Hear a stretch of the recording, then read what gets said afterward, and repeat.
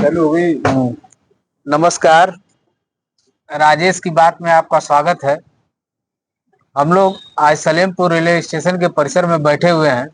हम लोग के साथ भारतीय राष्ट्रीय कांग्रेस के नेता आदरणीय दीनदयाल प्रसाद जी भी उपस्थित हैं। आज हम लोग चर्चा करेंगे उत्तर प्रदेश उपचुनाव को लेकर के और महाराष्ट्र विधानसभा के चुनाव एवं झारखंड विधानसभा के चुनाव के बारे में हम लोग इनसे कुछ जानेंगे और समीक्षा करेंगे कि आखिर महाराष्ट्र में भारतीय जनता पार्टी के सहित गठबंधन महायुति वहां पर प्रचंड बहुमत के साथ चुनाव सत्ता में आ रही है और झारखंड में एनडीए यानी कि कांग्रेस गठबंधन और हेमंत सोरेन के गठबंधन की सरकार बनने जा रही है। तो आदरणीय दीनदयाल जी अपना विचार रखेंगे कि आखिर झारखंड में इनकी सरकार बनने जा रही है जबकि महाराष्ट्र में करारी हार हो रही है। दीनदयाल जी। जी नमस्कार। झारखंड में चूंकि गठबंधन से मिल के चुनाव हो रहा है और वहाँ गठबंधन के लोगों ने काफ़ी मेहनत किया है और वहाँ पर झारखंड में हमारी सरकार बनने जा रही है। मैं अपने शीर्ष नेतृत्व को मैं बधाई देना चाहता हूँ। माननीय प्रियंका गांधी, राहुल गांधी जी और खड़गे जी को कि वहाँ हमारी सरकार बन रही है, इसलिए मैं बहुत बहुत बधाई दे रहा हूँ। महाराष्ट्र में आखिर इतनी करारी हार क्यों हो गई जबकि लोकसभा के चुनाव में महाविकास आघाड़ी ने अच्छा प्रदर्शन किया था, लेकिन वर्तमान के विधानसभा चुनाव में इस करारी हार के बारे में आप अपने विचार को प्रस्तुत करें। कहाँ गलती हो गई, कहाँ आप बिछड़ गए प्रचार में, किन कारणों से आप इतनी करारी हार का सामना कर रही है वहाँ पे महाविकास आघाड़ी? देखिए, महाराष्ट्र की जो बात है तो वहाँ पर हमारे गठबंधन के सारे नेता जो भी हैं वो पूरी तरह से अपनी तन्मयता से वहाँ प्रचार प्रसार करने में कहीं कोई कमी नहीं रह गई। लोकतंत्र में सबका अधिकार है वोट देने का, वोट पाने का, और वहाँ का जनमानस का एक माहौल ऐसा बना कि जो बीजेपी की तरफ इन लोगों ने वोट किया है। बाकी कांग्रेस और महागठबंधन के लोग जो है पूरी मेहनत किया है।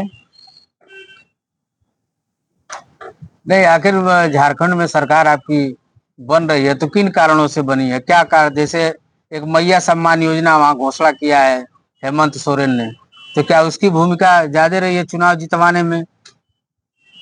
बिल्कुल उसका योगदान है, क्योंकि उन्होंने वहां पर सरकार गठबंधन की थी और उन्होंने जनता के साथ अच्छा वर्क किया, इसलिए वहां हमको जो है पूरी तरह से लाभ मिला।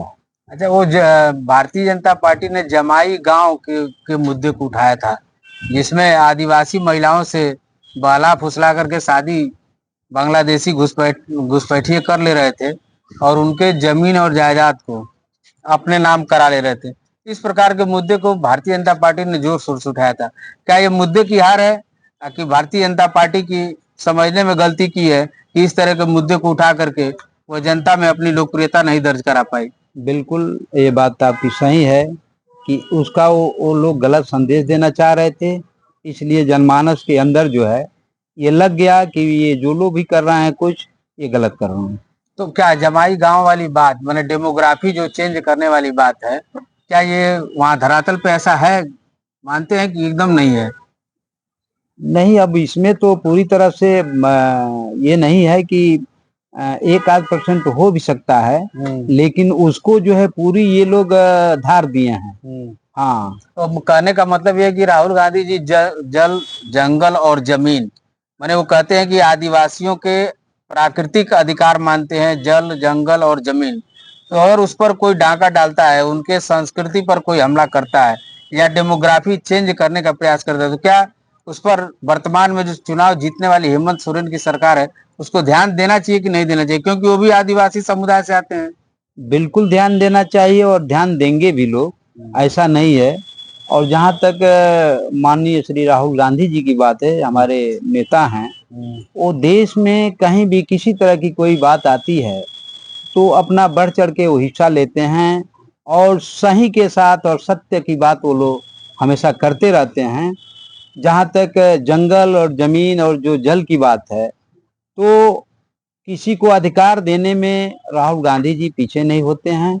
वो अन्याय के खिलाफ लड़ने वाले शख्सियत हैं और वहाँ पर जो अभी गठबंधन की सरकार बनने जा रही है, वो बिल्कुल उस पर ध्यान रहेगा, पूरी तरह से फोकस रहेगा।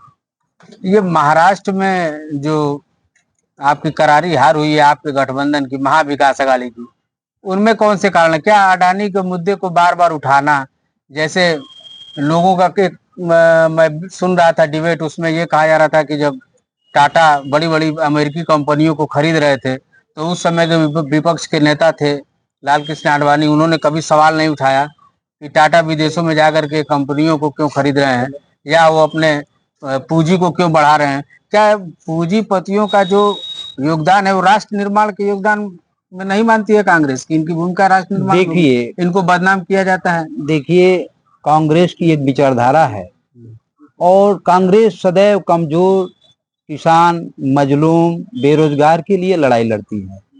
उनका मकसद यह है कि कांग्रेस का एक विचार है कि इस देश में जब उद्योगपति ही सब कुछ कब्जा कर लेंगे, सारे संपत्तियों पर उनका आधिपत्य हो जाएगा, तो बाकी कमजोर लोग हैं, जो किसान लोग हैं, जो बेरोजगार लोग हैं, उसके लिए तो दिक्कत होगी ही होगी। और ये बताइए कि आखिर ये पूंजीपति तो आजादी के बाद से भी अस्तित्व में थे और जहां तक हम लोगों ने देखा है कि अंबानी परिवार को तो कांग्रेस के द्वारा बढ़ाया गया, नहीं तो अंबानी परिवार जो धीरू भाई अंबानी थे वो घर से कोई उतनी पूंजी लेकर के नहीं आए थे। ऐसी हम लोग भी देखे हैं, चाहे सुने हैं, समाचार पत्रों के माध्यम से वो पेट्रोल पंप पे पेट्रोल भरने का काम करते थे। तो आखिर कहीं न कहीं सरकार की भूमिका होती है किसी पूंजीपति या व्यवसायी को आगे बढ़ाने के लिए। और अगर व्यवसाय बढ़ता है, कोई पूंजीपति फैक्ट्री लगाता है, कारखाना खोलता है, तो उसमें भी तो आदमी, नौकर और कर्मचारी लगते ही हैं, तो रोजगार तो मिलता ही है, उनकी भूमिका तो है। सरकार सभी लोगों को तो रोजगार नहीं दे सकती है, तो उनको बदनाम करना क्या उल्टा नहीं पड़ सकता है? देखिए, क्योंकि कभी कांग्रेस पार्टी एक राष्ट्रीय दल है और देश के विकास में उनकी अहम भूमिका है। और दूसरी बात यह है कि उद्योगपति जो आज के डेट में जो तमाम सारे कंपनियों पर उनका आधिपत्य बनता जा रहा है, जैसे रेलवे है, रेलवे में उनका अपना एंट्री हो गया, और भी तमाम उद्योग हैं, जैसे उसका इनकम जो होता है उसका सीधे उस कंपनी को प्राप्त होता है। बाकी लोकतांत्रिक ढांचे में जो उसका वो होना चाहिए, सहयोग होना चाहिए, वो नहीं हो पाता। क्या आप मानते हैं इस नीति की जो नीतियां चल रही हैं, क्या इसके लिए सिर्फ भाजपा जिम्मेदार है कि ये कांग्रेस भी जिम्मेदार है? क्योंकि 1992 में मुक्त व्यापार समझौते पे नरसिम्हा राव सरकार ने उदारीकरण की नीति को अपनाया था, तो वही नीति तो लेके भाजपा भी चल रही है। तो कैसे आप कह सकते हैं कि यहाँ भाजपा गलत है और वहाँ कांग्रेस सही है? देखिए, इस समय जो भाजपा का जो एजेंडा है पूरी तरह से वो निजीकरण करने में लगी हुई है और इस निजीकरण से सबसे ज्यादा लोकतांत्रिक व्यवस्था पर असर पड़ रहा है। धन्यवाद दीनदयाल भैया, आपने बहुत अच्छा विचार रखा। बहुत बहुत धन्यवाद।